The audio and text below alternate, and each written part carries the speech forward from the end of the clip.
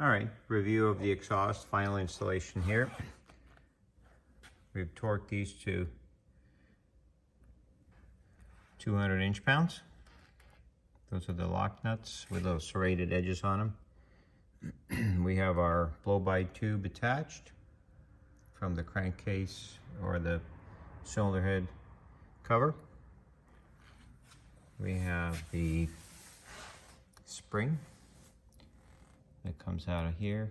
There's a clamp in there that holds that in place, just like that. The augmenter setup. We have a fully threaded bolt with a lock nut there, or a jam nut to hold that in place, and then the spring and a couple more nuts jammed against each other to just generate a stud that the spring can sit on. We've installed the heat shield behind the muffler here. And we've also trimmed the muffler 1/4 inch below the cowling. Scribed a line or wrote a line with a Sharpie with the cowling in place. Trimmed it gradually closer and closer with tin snips and got the edges smooth. And provided some clearance to the cowling. On the top, we also installed the plug that could be used for an air-fuel ratio meter if somebody wanted to have one in the cockpit. Here's the bottle for the coolant. We go for the first line and we put a sticker on not to ever add any water, because there's a waterless Evans coolant that's being used. The engine mounting on this is adjustable up and down a little bit. This uses 6 spacers here, along with the center bolt hole on the engine mounts to get the proper spacing top and bottom. The engine can be lifted 1/4 inch or lowered 1/4 inch by playing with the relocation of these bolts, as well as the number of shims up here, carefully. That's helpful after an installation has been 100% completed, and the builder's like, oh man, I wish the engine was 1/4 inch lower or 1/4 inch higher in the cowling. As a final adjustment. Firewall pass-through has been, all the screws are in. The firewall pass-through is threaded, so the screws come in from the inside in this installation. The piece can also be put on the inside where the screws will come from the outside. This just looks clean. And then we added the silicone pass-through to take up extra room because we didn't have a lot to go through there. We did make the hole on the backside quite big, and it's being covered by the pass-through, and that's to make the build very easy. You just mount the bottom half, put all your wires and big connectors through, and then use the clamshell to close it up at the end. Here we see the Gearbox overflow bottle. There's basically just a venting bottle for the gearbox. Gearbox oil does not get filled there. It gets filled up front, right here. And we watch the level right here through the cowling. Initially put 5 quarts in the engine, 0W20, synthetic Mobil 1 oil. This engine's been flown quite a bit now, and as you can see, contrary to like traditional engines, there's no color to the oil at all. It's absolutely perfectly clean internals of the Honda engine.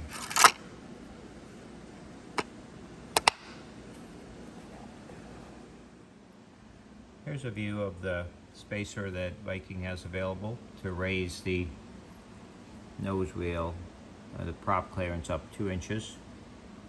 This is for the curved nose wheel fork. It provides the holes on the side for the tow bar that Zenith has. We use the locking nuts here and here.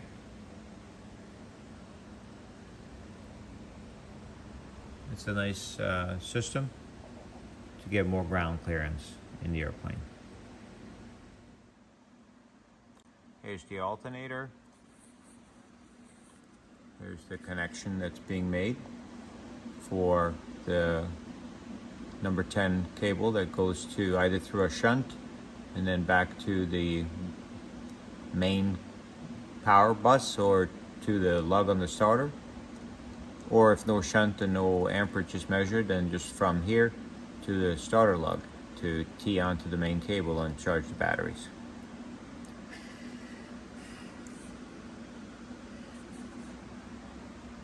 Above it, throttle body has a bracket on it for the cable, the throttle cable. Also has an idle screw right here. We set the idle to about 1400 with a hot engine and the prop pitch set. There's a swivel fitting here. Don't use any other kind of cable. Use the proper aircraft cable with Teflon sheeting inside and the 1032 end and stuff that Viking provides. Air filters, a K&N. That's the top of the line in air filters. As you can see here, we ended up bending the bracket slightly in a Z-turn to clear the engine mount and then through the firewall. To fit the cowling, we ended up using a prop spacer that was a 1/4 inch shorter. That way when we put the longer prop spacer on afterwards, we get the 1/4 inch clearance. You can do something similar by making a prop spacer yourself out of wood, or just spacers in here, 6 locations or even 3 locations, to make a shorter distance to this when you put the cowling up against it, so that when you're all done with the cowling and you put the 1/4 inch longer spacer in here, you get that 1/4 inch clearance that you need between the spinner and the propeller. Spinner and the cowling. This is the air temperature sensor of the engine that provides that information to the computer that operates the engine, the ECU, engine control unit. This is the MAP sensor, manifold air pressure sensor, that provides the manifold pressure to the ECU that operates the engine. Down here we have a cam sensor. The cam sensor provides the position of the camshaft to the ECU that operates the engine. Over here we have the coolant temperature sensor. It sends a signal or a temperature input to the ECU so you can regulate the engine based on the temperature. Down here we have the crankshaft position pickup that provides information about the RPM and the position of the crankshaft to the ECU that operates the engine. These are your ignition coils for the cylinder 1, 2, 3, 4. The coils sit right on the plugs. There are no high tension spark plug wires because the plugs are underneath the coils and the coils go right on top of the plugs. These are just low voltage or amperage wires, positive, negative, and a little trigger or signal wire from the ECU to operate the spark for the engine. Here's the thermostat housing. Thermostat sits inside these 4 bolts. This separates and the thermostat is inside here. This is your vent line to get purge air from the engine, and it goes underneath the cover and goes to the coolant bottle on the firewall. This is the fuel rail that distributes fuel to the 4 fuel injectors that spray fuel into the engine. Here's the inlet to the fuel rail where the high pressure fuel, 43 psi, that comes from the header tank and the fuel pumps that you've installed goes into the fuel rail and is ready to be injected into the engine by the ECU. We reverse the direction of the fuel before it goes back to the header tank in the airplane. Here's a very important ground connection.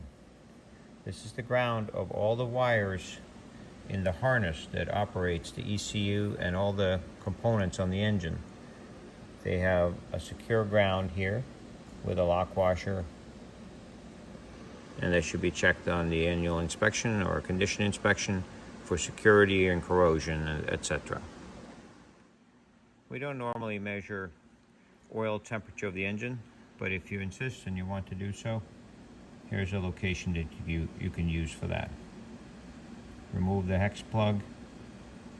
Might have to tap it slightly with grease on the tap for 1/8 inch NPT, depending on if your sensor will screw in or not.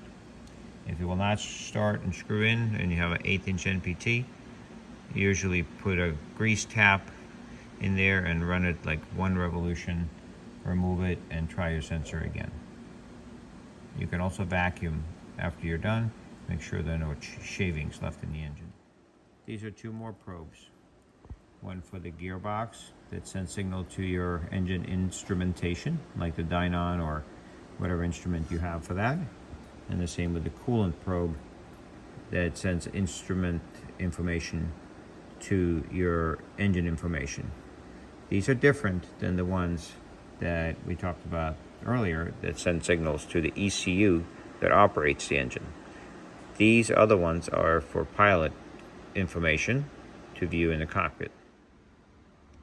Here's your ring gear for the starter and the torsion dampening coupling that you can inspect during pre-flight by grabbing a propeller and just rotating it and feeling that they feel firm and good as new. Whatever feeling they had when the engine was new should be the same throughout the operating years of the engine. Replace these every 5 years or 500 hours, or on condition if they get squishy type of feeling. Here's where you can check your gearbox oil. Should be clean, and the level is above the sight glass. The 8 ounces is above the sight glass, but the sight glass shows that there is still oil in the gearbox and the condition of the oil. The prop hub is a Rotax pattern, meaning it's a 4-inch pattern with 13 millimeter lugs and 8 by 1.25 millimeter bolts, torqued to 200 inch-pounds to hold the propeller onto the spinner bulkhead slash propeller spacer slash into the propeller hub. Most propeller manufacturers now have Norlock washers, so no safety wires required. And if so, then we recommend 1 drop of oil on each bolt as it screws into the steel propeller hub in the back here. Prop bolts are torqued between 180 and 200 inch-pounds.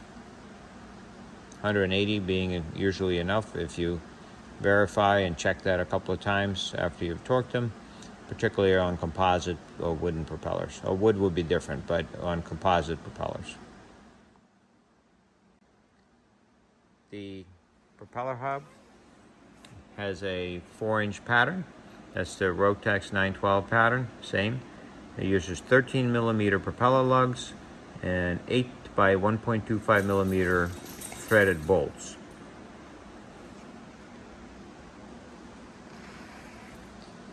Torque the bolts with a composite hub to 180 inch-pounds or with a metal hub on the propeller to 200 inch-pounds. Generally, on the cooling system, these Ecu clamps, one-time use clamps, are used throughout the system.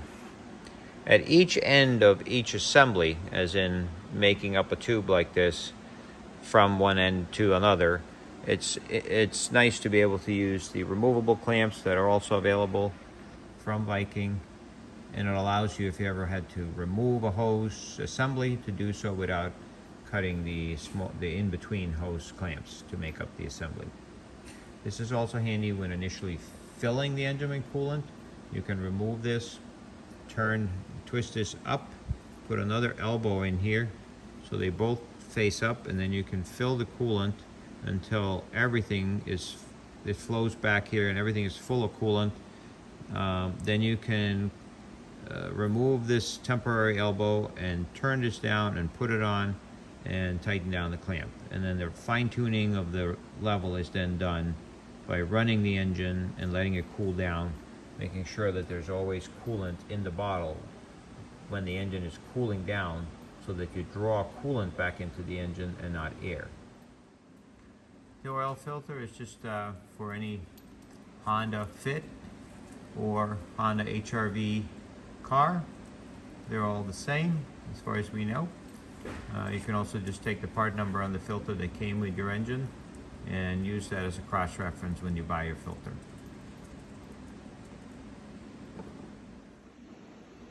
Alright, the cowling has been trimmed to fit the exhaust and the nose wheel and the radiator, and it's now ready to go onto the airplane.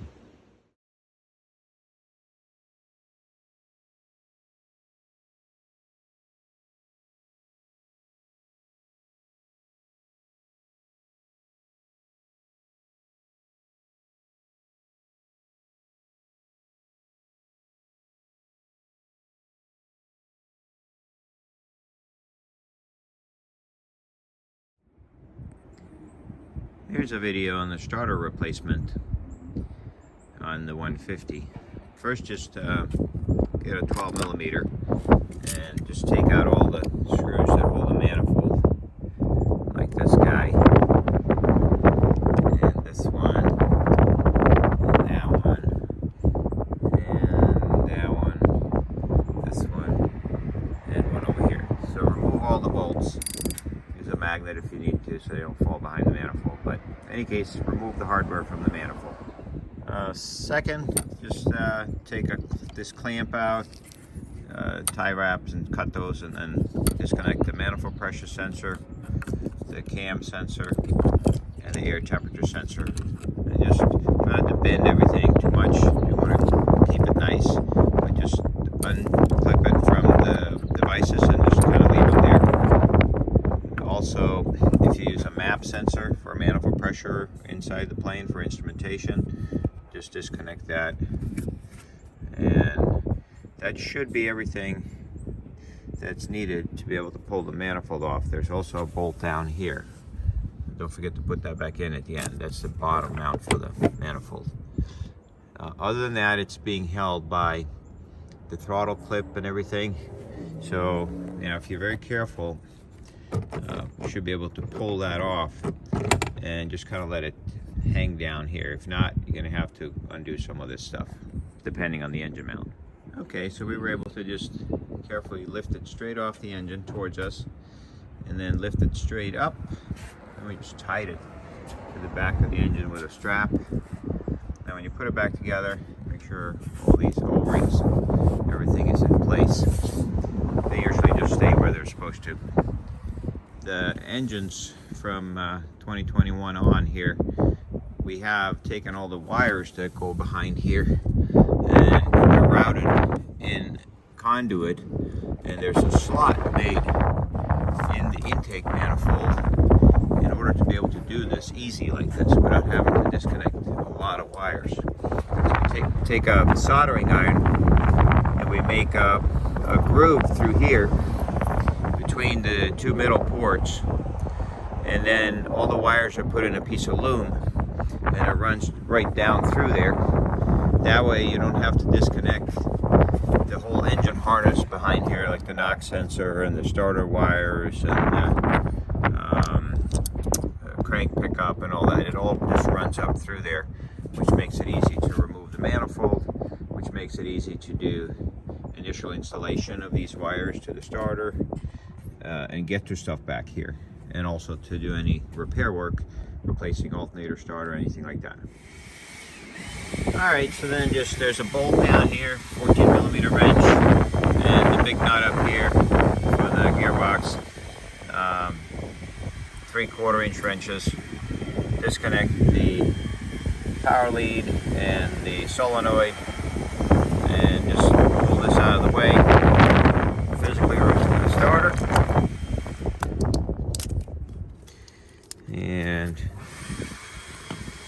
grab another one and put it back together.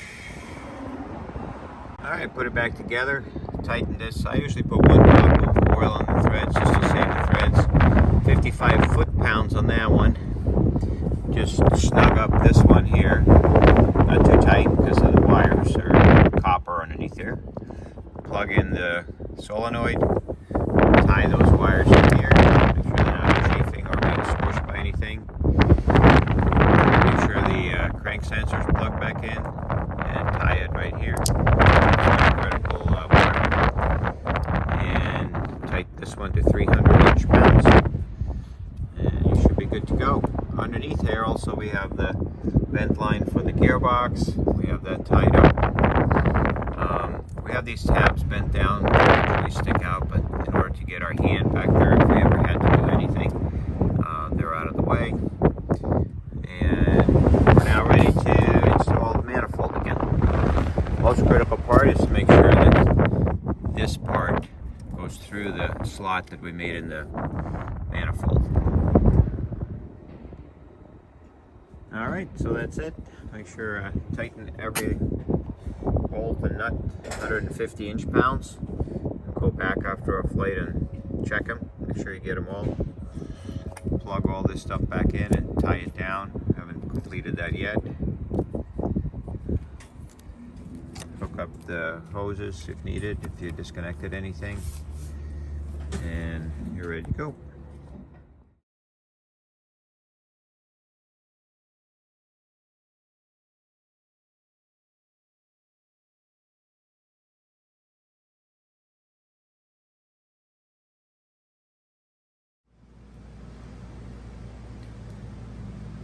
Okay, so the header tank is now in. We have a drain. You just basically get the right length and use sealer and screw it up into the tank, make a hole in the belly, and make sure you got enough clearance all the way around it, and check it once in a while to make sure the tank hasn't shifted. We like the drains that you can pop open and drain the whole airplane from the one location if you ever needed to. Our fuel lines are coming from the top here. They're coming in from the front, from the wings. And then they go, we got some 90-degree fittings here. They go into the pre-filters. And from the pre-filters, they go over to the inlet of the header tank. Very simply, from the outlet of the two pumps, we go to the splitter. This is no different than any other installation, so you'll see this clearly when we build up header tanks. There's the pressure transducer. And then from there we go to the high pressure filter, and then we route the hose down. I like to use this ledge of the opening here to route things. Pop a couple of holes and you can tie things to the ledge here. And then we go through grommets underneath the seats and up front. As far as the electrical, we just mounted it, the tray, the same tray that we do up front. We mounted it right here, and we put a nut plate in there, and we put one also over here. And so basically we attached it to the aft stringer that supports the opening. We also made a small bracket in the back corner of the tray and put a couple of little rivets underneath here and bolted it there as well. So that's the physical mounting of the rear tray. While we did this, we had all the cables down and out of the airplane to make it easier. Everything here is the same as up front, the electrical. We have the 40, what was I trying to say as far as the size that we used? 30 amp fuse. And then once we get over from the engine important bus here, we get over there, there's a number 10 wire running up front, and that powers everything for the airplane, and it's protected by the 30 amp fuse.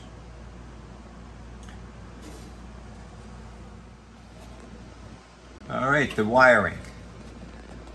First thing we need to go from the airframe bus, which is this wire right here. That's already protected by the 30 amp fuse right here. And then that number 10 cables runs all the way up front. We follow the same thing again, protect it and tie it to the edge, and then go up front. And that provides the power that we need for the whole airplane other than the engine. Okay, back here, we ended up on our grounding bus. So we have on the right, one from battery 1. Next to that, going left, we have battery 2. Then we have this yellow with a purple stripe. That's a ground that goes up to the grounding bus that we have up on the header tank, just to tie those together.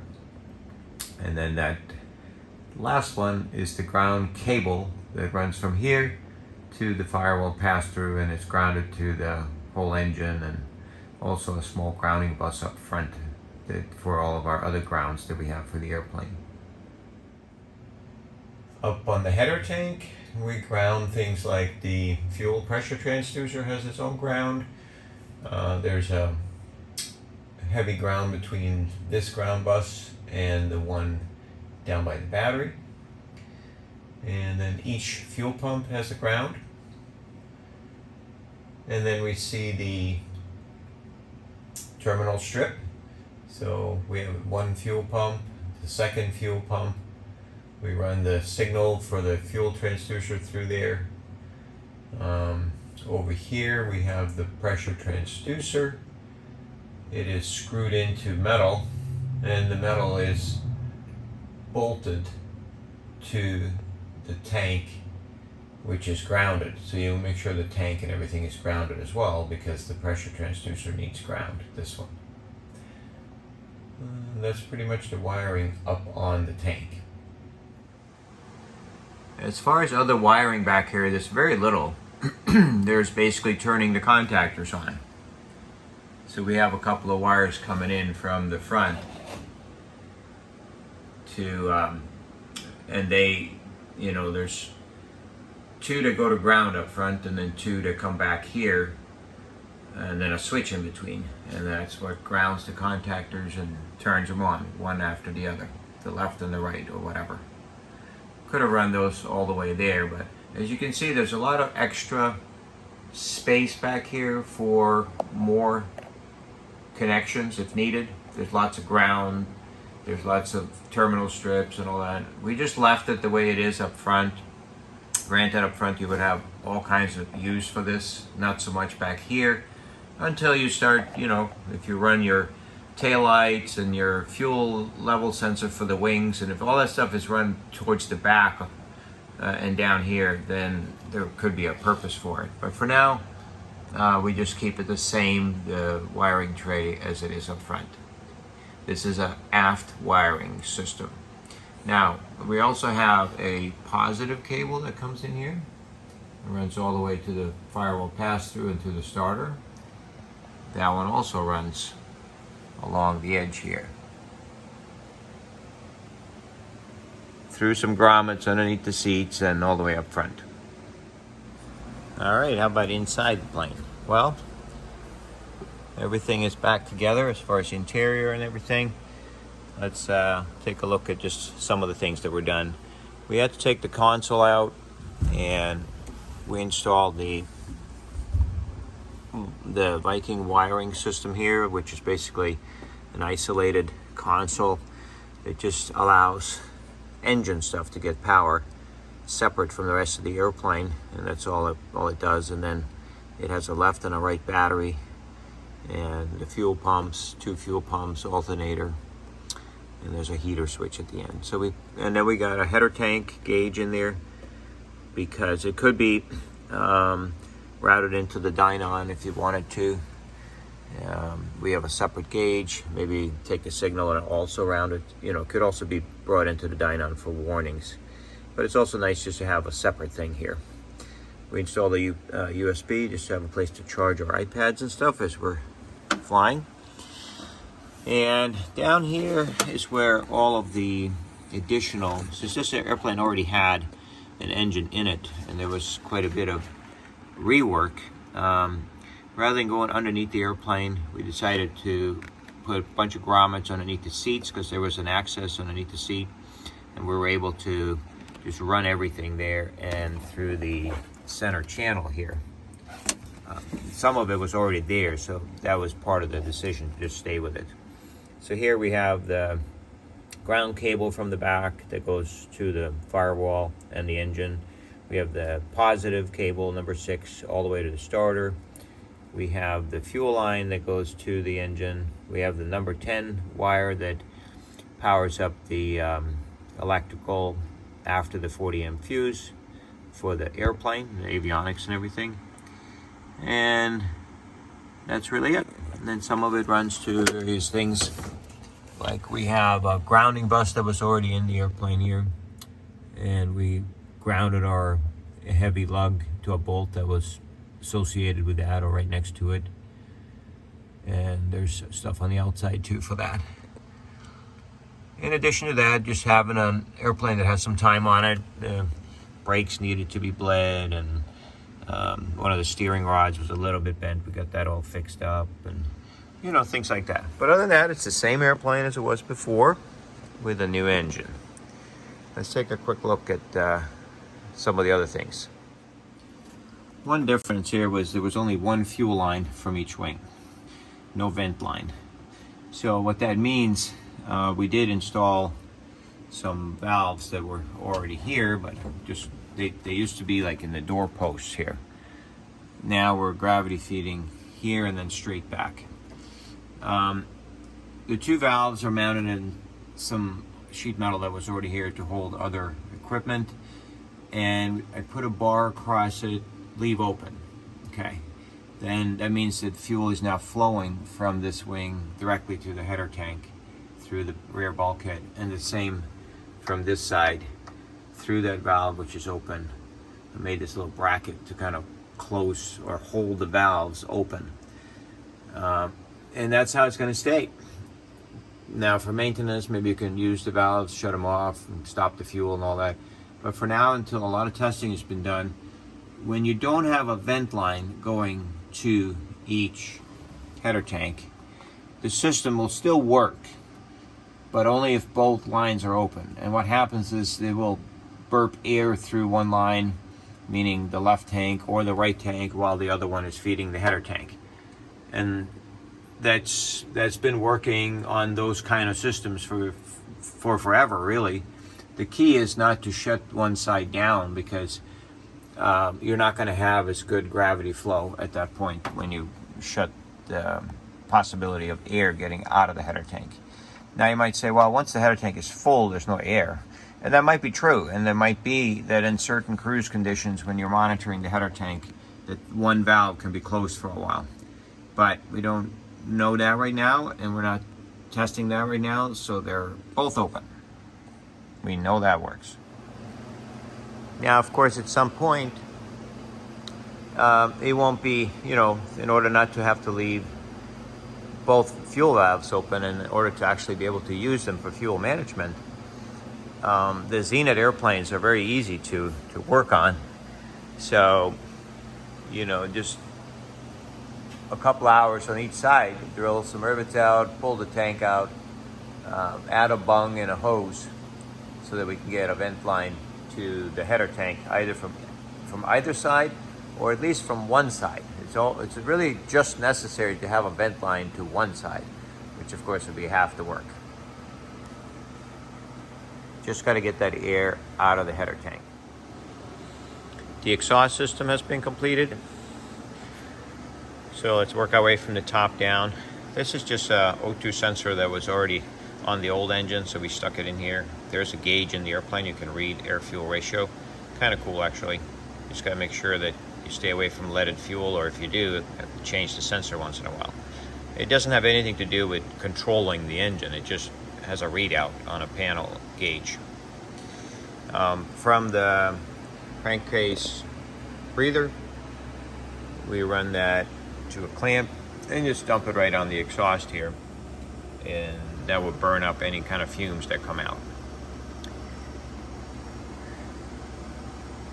We have the exhaust mounted, 200 inch-pounds on the nuts to hold that in place. There's an augmenter on it, a titanium shroud that goes around the exhaust, helps draw air through it and keep the underhood temperatures down under cowling. This will then be trimmed once the cowling is on to the shape of the cowling. As you can maybe see, the exhaust pipe stops somewhere up in here, and then it creates a suction and helps draw air through the augmenter. There's the little spring that we put in there to stop any resonance of the tailpipe, that it doesn't sit there and vibrate. And that's the whole exhaust system. The alternator is mounted on the pilot side of the airplane. It is supported by a bolt and a bushing down here, and the same up on top, right down in there. Then there's a belt that runs across to the other side of the engine, and let's see what it does. So it runs by the crankshaft pulley and the coolant pulley and an idler pulley that's mounted to a bracket with a tensioner for the belt. So you would tension the belt right here, just loosen that, lift that up with a pry bar and tighten it again. And you should have about 3/4 of an inch with the thumb pressure in the middle.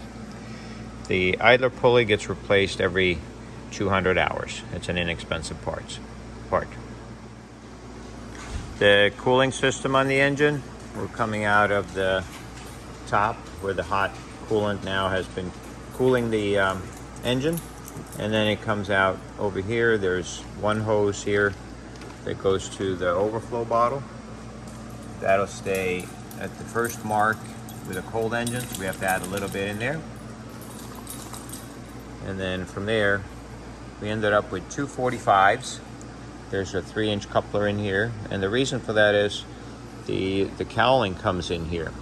And also, looking at it from the side, we want that system, that hoses and tubes, to drop down immediately so we don't trap an air bubble up here above the cooling passages that are in the cylinder head. So that goes downhill, and then at this point we make a 90. We made a support here from a hose and a large tie wrap. You can make that out of anything you want. It could be an aluminum clamp from the well, we don't recommend doing a lot of mounting to the firewall. One builder said he got some vibration just by bolting too many things to the firewall. So, but that needs to be supported a little bit, and then it goes across, and at the other side it goes straight down into the. So here we did make a little bracket. We'll see if it transfers any vibration or not. But there's just a light duty bracket to support the hoses there. And then at this point it goes straight down into the radiator. And that just clears the nose wheel steering, which is right here. The other side of the cooling system, so then the coolant is cooled by the radiator, and then it comes back up here through this 90-degree and then into the engine coolant pump through that block. The block is held in place by, there's two O-rings in there in the engine, and it swivels. It's kind of a floating design in the engine, and there are two O-rings up inside the engine here that keeps that sealed. There's the heater fitting on top of that, and there is a bracket right here. As you can see, it's adjustable, that holds pressure against this block and allows that to move and be floating in order for the O-rings to settle straight and not have any leaks. So that holds it in place. We did decide to just try to have the oil pressure transducer right on the engine. We'll just see how long it lasts. obviously it comes down to vibration. And we drilled a hole right here and tied it, and then used some existing screws to put clamps to support the wiring until it disappears up inside the cover. We trimmed the cover a little bit. The cover has been trimmed right here, and it's been trimmed back here, and that's just to allow the extra hoses and cables. Now this one does have the extended length propeller by Duke. There's a nice American flags on the tips, and because of the larger length, we added the Viking nose wheel extension piece, and that gives you a couple of holes for your tow bar, and it also allows for quite a bit of ground clearance, probably 8 inches there. We have the gearbox filled with lubrication, and we have the engine filled with oil, and we've been running the engine, and everything seems to be really, really nice. Now, intake manifold is on, that wasn't on earlier. Our fuel system, quick disconnect. This one is actually a little bit of a pain in the butt, but it's hard to get it back off because of all this here. I used a pick on each side, and I was able to squeeze those 2 little tabs, and that's how you can pull it off. If you ever do take it off to prime the system, use a little O-ring grease or Vaseline on this piece here, and then push it straight in until it snaps in place. We reversed the direction. We ran over to our existing fuel flow cube, which I would have put, if it was a new build, put it in the back, put everything in the back. And then we ran through the firewall and a single continuous hose alongside a lot of existing things in the airplane underneath the seats and to the back. Normally we would have gone down and ran underneath the airplane, but because everything was already running there and there was a lot of grommets and holes already, we decided to go that route. And the starter cable comes down here and does the same thing. Runs underneath the seats. When you do take the intake manifold on and off, don't forget this bottom bolt right here. There's a bolt that holds a bracket that also supports the intake manifold. Throttle cable, it's a 3-foot cable. It starts, of course, in the cockpit, and we routed it right to the firewall and through the firewall. We just slice a little grommet and put it over, and it seems to work just fine. And then from there, the cable goes to a pre-bent. We gently bend this into an S-turn like that. Just a very, very shallow bend in this airplane, and that gave us plenty of clearance to the engine mount. We have our bracket here on the back. We make sure that the notch in that goes into the groove in the cable. We put 1 washer underneath here so you don't mangle it or crush it or bend it. That gives it just enough hold down. And then from there, it goes to the ball joint. This one here is just snugged in place. Don't tighten it too hard. This is very small, we could break it. And then the jam nut is on there, and that operates nice and freely. So that's all there is to the throttle, other than setting your idle when the engine is warm and your prop pitch and everything's been dialed in. Set the idle to 1450, 1500 RPM. One little thing with the exhaust, make sure also on your engine that the exhaust shield behind here has been installed. It's a little stainless steel plate, and what it does is it also, in addition to the titanium augmenter, it protects this seam on the engine right here from getting too hot and making the sealant go bad over the years. Here's our gearbox vent line. So you just route that Tygon tubing, tie it to a couple of things, stick it underneath the intake manifold, and we just came up right through here and right to the vent bottle. So you never fill oil here. This is just, the cap is actually vented, even though it doesn't look like it, but this vents through the threads of the cap.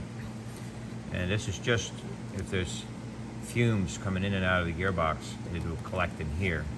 It's not a place to fill the gearbox. Normally we don't do a oil temperature probe, but this system already had one on the old engine, so we screwed it in. There's an Allen plug right here. We took that out, and that can get you good oil temperature from the engine.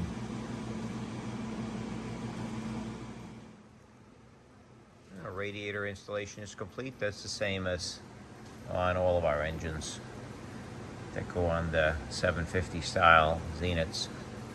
So you just follow the directions for that. This forward part now we just trim off. A lot of times that's in the way, and we could always use a little splicer plate in between that and the cowling to make a nice transition. But on the shroud, we don't let this go past this anymore because it's hard to get to this, and also right in here the radiators are a little bit different depending on brand, so we just stop it right there. After it's all fitted and bolted, then we took a little bit of caulking and just did the rear seam here. The rest of it fits perfectly and no need. That probably wasn't even necessary. You can try without, but I'd like to get it all sealed up. All right, so we just completed a weight and balance, and Viking does have a set of scales, and we also have a prop balancer and things like that it's hard for everybody to have. So we rent that out through Alyssa. Basically these are wireless, so super easy to use and no cables. So easy and available. Turned out good for this re-engineing of the 750.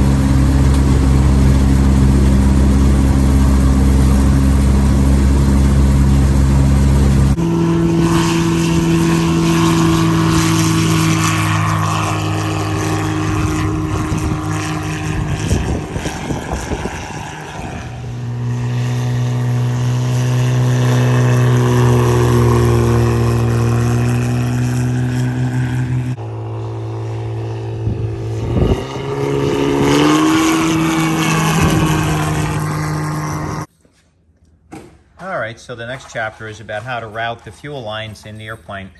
So let's just start at the engine.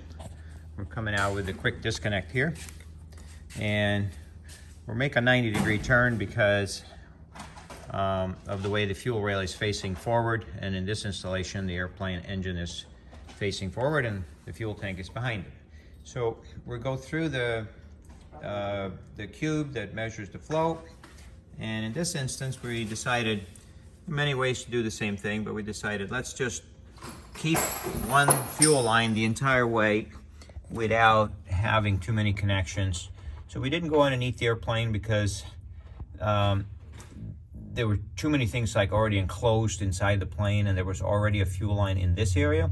So we figured as long as we have it protected and not a lot of connections, then we are still going to be safe.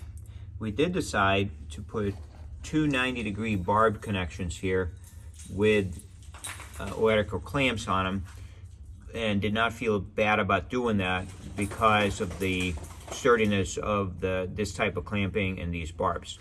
And also it did route the fuel lines next to the console rather than tearing apart the whole airplane to get into the console. So let's go to the other side and follow that.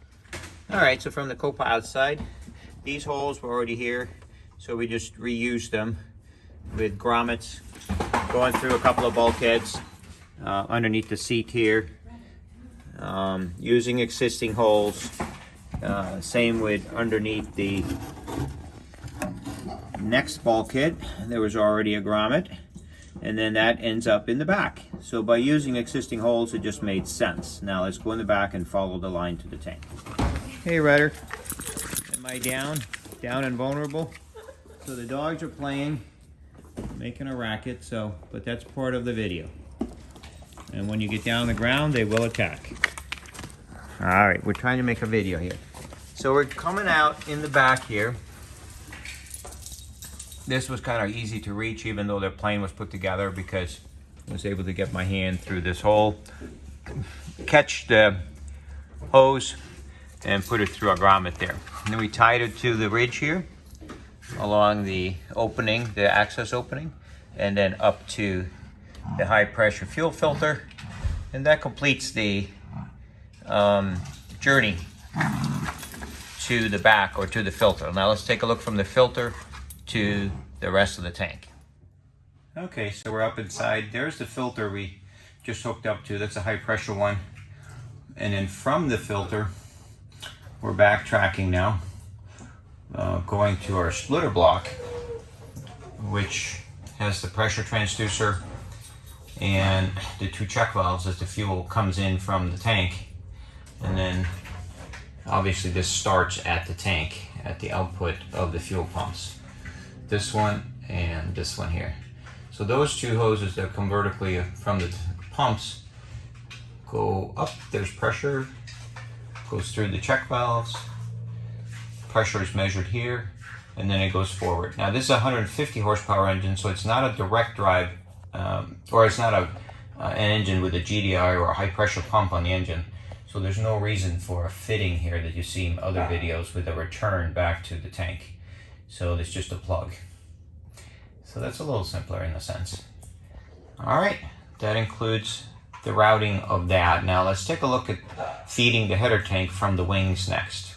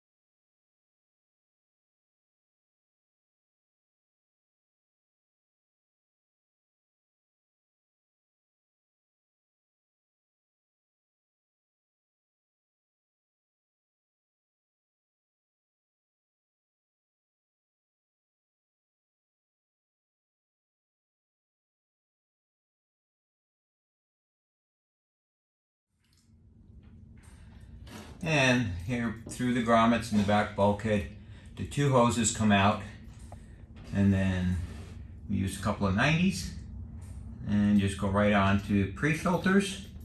And then from the pre-filters, it just goes to the top of the header tank in the two locations that were left when we built the tank. All right, so we've clarified now with the alternator. Start the wiring today. Just basically from the alternator to the input side of the shunt, and then back to the battery. And the battery in this case was just going back to the engine again and teeing onto the starter motor wiring where our big cable comes in from the batteries. So that's a very simple circuit. All right, we've completed the routing of the 6-gauge cable all the way to the back, and we're going to attach it to the contactor all the way in the back.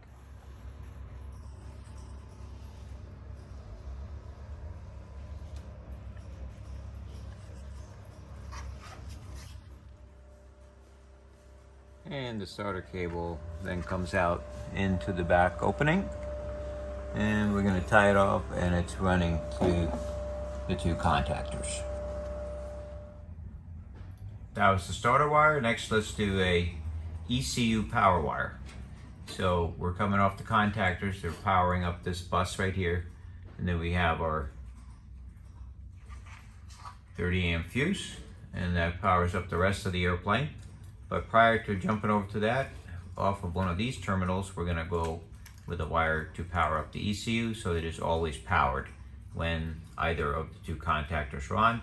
That way our engine will always run even if anything else in the airplane is shorted out. All right, next thing is to come off the other side of the 30 amp, and we'll bring this wire forward and attach it to the console that powers up everything.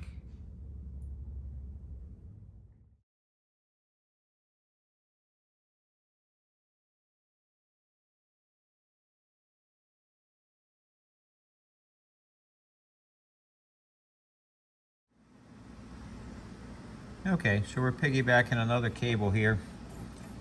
This one's going to go to the console that powers up everything on the engine. So it'll be hot all the time. All the things on the console, of course, are fused, except we're also going to wire our ECU either here or at the other end of this wire.